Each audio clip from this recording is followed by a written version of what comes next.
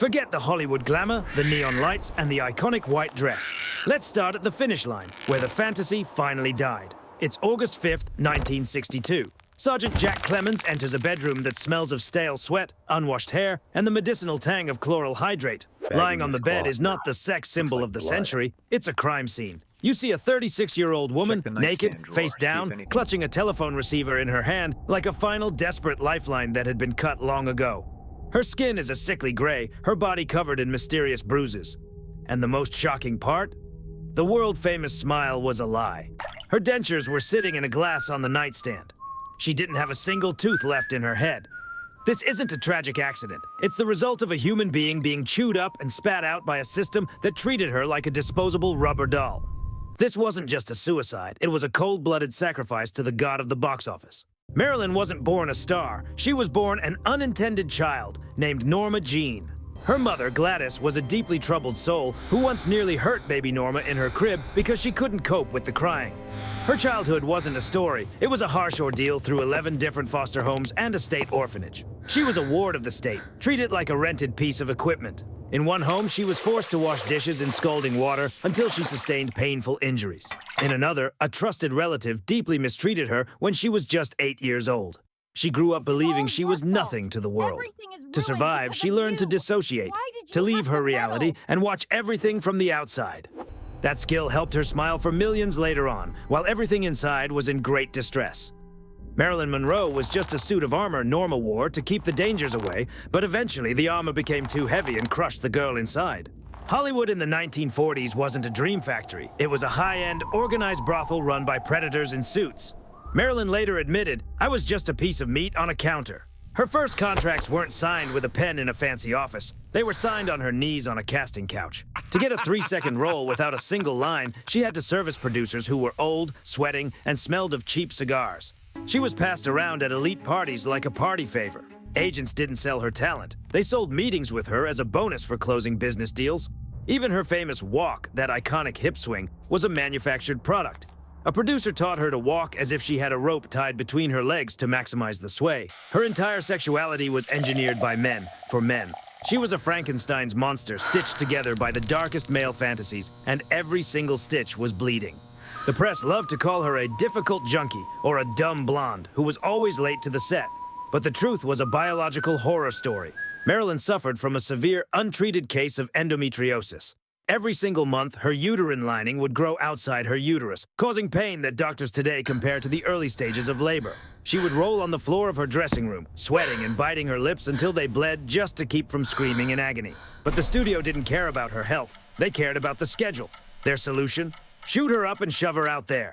That's how the lethal cycle started. Heavy painkillers to stand up, amphetamines to smile, and barbiturates to finally fall asleep.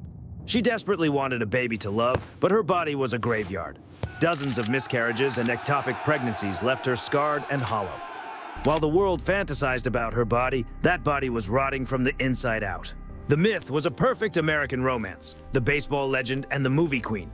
The reality was a possessive, violent nightmare. Joe DiMaggio didn't want a star. He wanted a 1950s Italian housewife who stayed in the kitchen. He was a pathological jalouse who couldn't stand the world looking at what he owned. Remember the legendary photo of her dress blowing up over the subway grate? It's the most famous image of the 20th century. But what happened 5 minutes after the cameras stopped clicking? Joe was there, watching the crowd of men cheer at his wife's underwear, and he snapped. That night in their hotel room, he beat her so badly that her screams could be heard through the walls. The next morning, makeup artists had to spend 3 hours applying heavy layers of theatrical grease paint to cover the bruises on her shoulders, neck, and back. He tried to beat the Marilyn out of her with his bare hands, leaving her broken and terrified. After the athlete, she went for the genius. She married the playwright Arthur Miller, hoping he would finally see the soul behind the blonde hair. She worshipped him like a god, thinking he would save her from the dumb blonde persona. But to Miller, she was just a shiny trophy, an interesting specimen to study for his next play. The crushing blow came when she found his personal diary left open on a table. He had written that he was ashamed of her in front of his intellectual friends. He called her a whore, a child, and said his marriage to her was a mistake. That moment shattered her soul more than any of DiMaggio's punches. She realized that even the smart men didn't see her as a human being. To them, she was just a beautiful vase. Pretty to look at, but empty and replaceable. After reading those words, she spiraled into a terminal depression, realizing she was truly alone in a world of predators and snobs. Her affairs with the Kennedy brothers weren't romantic flings, they were a disgusting abuse of power. To President JFK and his brother Bobby, she was just a convenient mouth, an elite toy to be passed back and forth between them like a joint. FBI files suggest she was used in sex parties at Bing Crosby's house, where she was humiliated in front of bodyguards and staffers. That famous Happy Birthday, Mr. President performance? Go back and listen to it again. That's not a sexy voice. That is the voice of a woman so high on barbiturates she can barely stand, gasping for air, singing to a man who had already decided to discard her like trash. When she became too needy and threatened to go public with the red diary of their secrets, the White House cut her off instantly. The phone lines went dead. She was a liability, and in the world of the Kennedys, liabilities had a habit of disappearing. In 1961, she was betrayed by the people she trusted most. Her doctors told her she was going to a spa for rest and relaxation. Instead, they drove her to the Payne Whitney Psychiatric Clinic and locked her in the ward for the criminally insane. They stripped her naked, took away her identity, and threw her into a padded cell. Imagine this. The most famous, most desired woman on the planet, sitting in her own filth, locked in a windowless concrete box, screaming that she is Marilyn Monroe. The doctors didn't see a star, they saw a schizophrenic and wrote it on her chart. They put her in a straitjacket when she tried to resist. The ultimate irony? The only person who came to save her was Joe DiMaggio, the same man who had bruised her body years before. He threatened to tear the hospital down brick by brick if they didn't let her go. For 1 week, she was a non-person, an animal in a cage. By 1962, the mask was falling off, and what was underneath was horrifying. Marilyn had stopped bathing. The depression was so heavy she would spend days in bed, eating cold toast and popping pills, surrounded by stacks of dirty plates, empty champagne bottles, and dog hair. She stopped shaving her legs. Her fingernails were caked with dirt, and she smelled of sweat and unwashed skin. She became a prisoner of her own paranoia, convinced that the studio, the FBI, and the mob had bugged her house, and they probably had.